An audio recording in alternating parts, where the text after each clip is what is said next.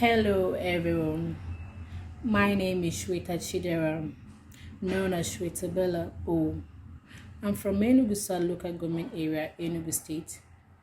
Why I want to partake on this Igbo heritage princess is because right from my childhood, I've always had passion for modeling, and when it comes to culture, I found it very intriguing.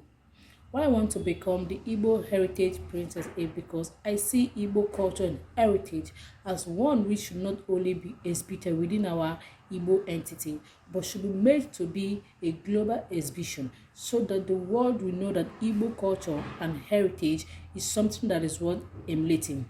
And as well for the generation to come to know that our culture and heritage is one that should not die in existence throughout the existence of man in earth.